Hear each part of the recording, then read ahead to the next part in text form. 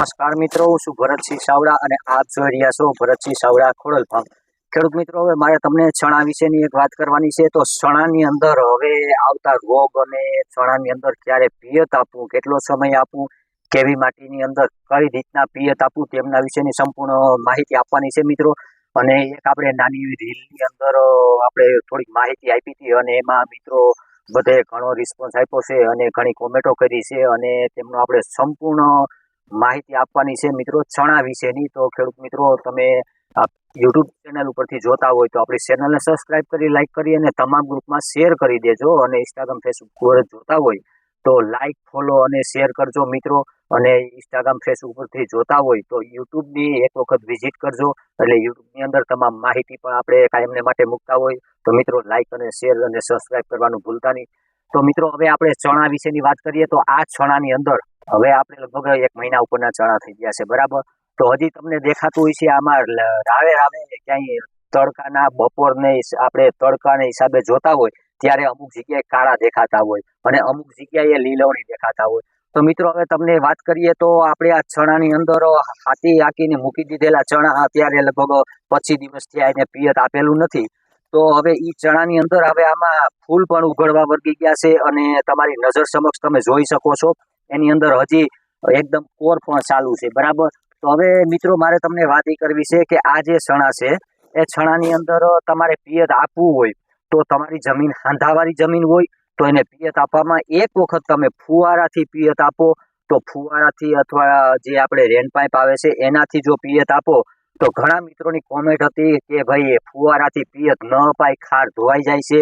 પણ અમારી પાસે જે કંઈ રિવ્યુ હોય એની અમે સંપૂર્ણ માહિતી આપતા હોય છે અને મિત્રો તમારા સુધી સાચું માર્ગદર્શન પુગાડવાની કોશિશ કરતા હોય છે. પણ ખાર ધોવાઈ જવાનો કે એવી કોઈ તમને શંકા હોય તો બીક ન રાખતા મિત્રો. અમે એના રિવ્યુ ઘણે ખેડૂત પાસેથી લીધેલા છે કે આપણે ફુવારાથી તમામ આપણો જે ચણાનો પાક છે એ પાકી જાય ત્યાં સુધી જો ફુવારાથી પાવામાં આવે તો એનાથી હું સારું ઉત્પાદન મળે. તો કે હા, એનાથી પણ તે 1.5 ખાંડી જેવું 16 ગુંઠાના વીઘામાં ઉત્પાદન લઈ રહ્યા છે.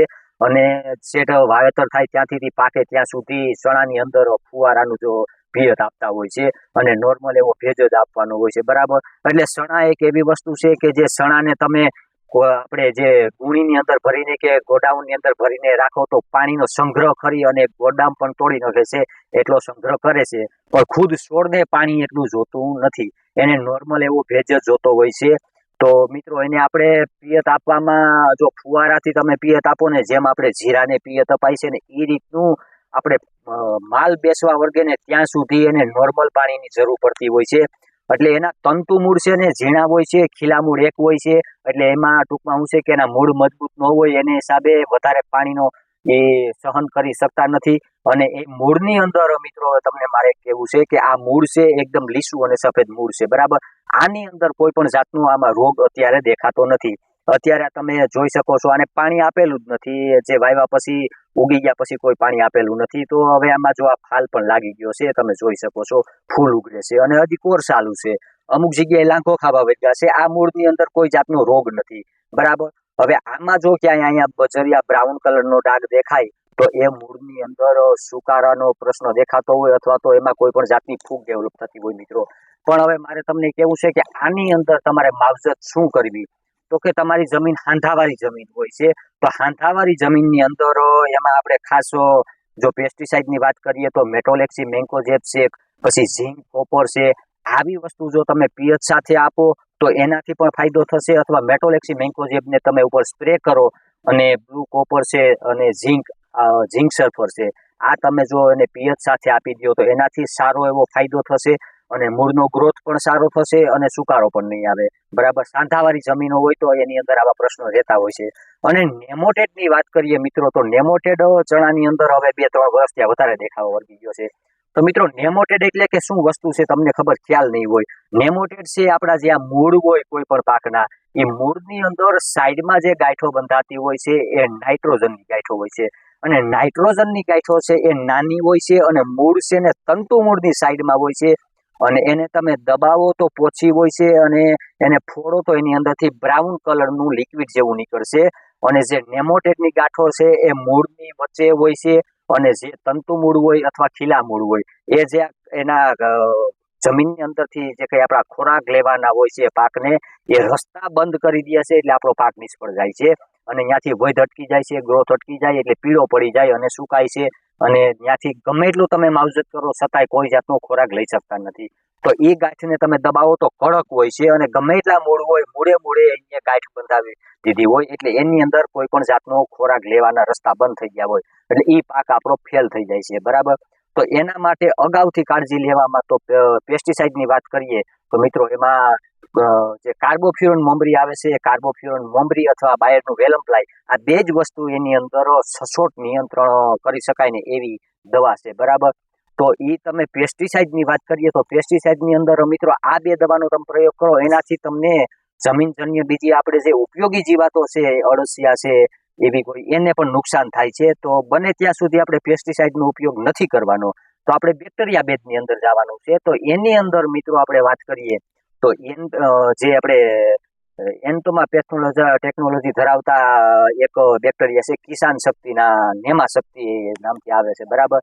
EPN ટેકનોલોજી ધરાવતા એ બેક્ટેરિયા જો તમે વાપરશો તો એનાથી સારું રિઝલ્ટ મળશે, પણ એ આપણે પહેલા કરવું પડે છે. આપણે જ્યારે પાક વાવ્યો હોય ત્યારે એની કાળજી લેવી પડે છે કે આપણે આ પાકની અંદર નેમોટેડની શક્યતા હોય તો, બરાબર.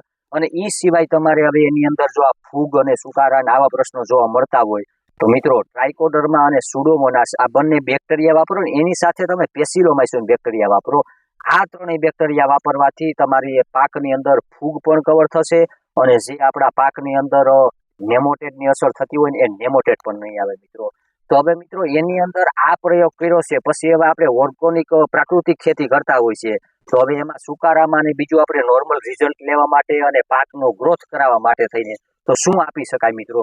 તો એમાં આપવા માટે થઈને તમે જીવામૃત આપો અથવા તોય ચાલશે, અથવા તો તમે ખાટી સાઈસ અને ગૌમૂત્ર આપો, બરાબર. અને આ આપવાથી તમારા પાકની અંદર થોડી ઘણી નોર્મલ ફૂગ પણ કવર થશે અને આપણા પાકની અંદર તંદુરસ્તી સારી રહેશે, રોગ પ્રતિકારક શક્તિ પણ સારી મળશે.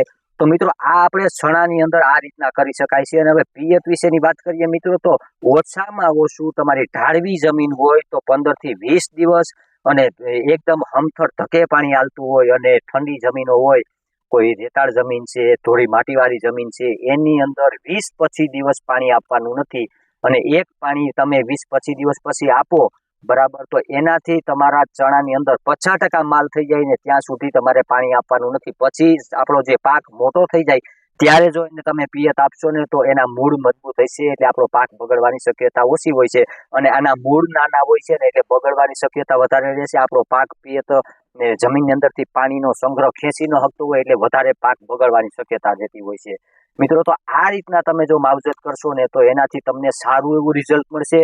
અને ખાસ મિત્રો હવે મારે તમને કહેવું છે કે તમે જો આ પેસ્ટિસાઇડ વાપરતા હોય તો પેસ્ટિસાઇડ બંધ કરો અને પેસ્ટિસાઇડને હિસાબે જ આપણે આવા નવા રોગ ડેવલપ થતા જાય છે. જમીનની અંદર ખેડ કરો, ઉનાળામાં તમે જમીનને તપાવો અથવા ગમે ત્યારે પિયત કરવાનું હોય ત્યારે અઠવાડિયું જરાક લેટ થાય તો વાંધો નહીં, પણ જમીનને તમે ફેરવો અથવા તડકો આપી અને તપાવો ને તો ઊંડી ખેડ કરશો તો એનાથી રોગમાં પણ ફાયદો થશે અને આપણે જે દવા ખાતરના ખર્ચા પણ ઘટશે અને ઓર્ગોનિક પ્રાકૃતિક ખેતી કરશો ને તો આવા રોગ પણ ઓછા આવશે અને આપણી જમીનની અંદર પોષક તત્વોની ઉણપ છે ને ઉણપ પૂરી થશે. તો આવા ઘણા રોગથી આપણે બચી શકશું મિત્રો. તો હવે ક્યાં સુધી આપણે આ પ્રાકૃતિક ખેતી નહીં અપનાવીએ, રાસાયણિક પેસ્ટિસાઇડમાં વળગ્યા રહેવું? હવે આપણે 2-3 વર્ષ ત્યાં જોઈએ છીએ અલગ અલગ કાયમને માટે નવા રોગ ડેવલપ થતા જાય છે, બરાબર. અને નવા રોગ ડેવલપ થાય છે એની સામે પાછું આપણે એટલી દવાઓના ખર્ચા કરતા રિઝલ્ટ નથી મળતા. તો મિત્રો હવે આપણે સમજવાનો સમય છે. તો મિત્રો હવે તમે આ પ્રાકૃતિક ખેતી અને ઓર્ગોનિક ખેતી પર વળો અને આપણી જમીનને બચાવો તો એનાથી આપણે ઘણો એવો ફાયદો લઈ શકશું. અને તમને ખબર છે કે કાયમ નવા જમીનની અંદર રોગ આવે છે ને માણસની અંદર પણ રોગ વધતા જાય છે, પશુઓમાં વધતા જાય છે. તો આપણે ક્યાં સુધી આપણે ઝેર કેમિકલને ખાતા રહેશું મિત્રો? તો હવે ખરેખર મિત્રો આપણે સમજવાનો સમય છે. અને મિત્રો આ ચણાની અંદર મેં તમને કીધું એમ કે પિયત આપવાનો સમય તમે ખાસ જોજો. અને ફુવારાથી તમને કોઈ એવી શંકા હોય તો તમે 1 વીઘાની અંદર કે 2 વીઘાની અંદર ફુવારાથી પિયત આપો અને જો એનાથી કોઈ પણ જાતની તકલીફ થાય તો તમને ખબર પડશે કે આપણે રેડ પાણી પાયું અને ફુવારાથી પાયું એમાં શું તફાવત છે ને મિત્રો. તો તમે ફુવારાથી પણ પિયત આપી શકશો અને ઓછું પાણી હોય તો પણ ચાલશે. અને આપણે હાંધાવાળી જમીન હોય, અમુક જગ્યાએ પાણીનો ભેજ રહેતો હોય અને અમુક જગ્યાએ તળિયા પડી જતા હોય, એવી જમીનોની અંદર પણ ઘણો એવો ફાયદો થશે. તમને જાણવા મળશે 1 થી 2 વીઘાની અંદર તમે થોડી ઘણી ટ્રાય કરો એટલે તમને ખ્યાલ આવે કે આપણી જમીનની અંદર ફુવારાથી આપણે પાક લેવો હોય તો લઈ શકાય કે નહીં, અને ખાર ધોવાઈ જાય છે એ વસ્તુ તમે માન્ય ન રાખતા. એટલે અમને ખ્યાલ છે ત્યાં સુધી અમે તમને સાચા રિવ્યુ પુગાડવાની કોશિશ કરશું મિત્રો, કે આપણા ચણાની અંદર ફુવારાથી કોઈ પણ જાતની તકલીફ નથી થતી. પિયત આપવામાં રેન પાઇપ અથવા ફુવારાથી તમે પિયત આપી શકો છો મિત્રો. અને એ સિવાય તમને કોઈ પણ માહિતીની જરૂર હોય મિત્રો તો તમે કોમેન્ટ બોક્સની અંદર જણાવજો, અને આ માહિતી કેવી લાગી તમે કોમેન્ટ બોક્સમાં જણાવજો. એટલે મિત્રો તમને ખ્યાલ આવે કે અમને પણ ખ્યાલ આવે કે આ માહિતી તમને કેવી લાગી છે મિત્રો.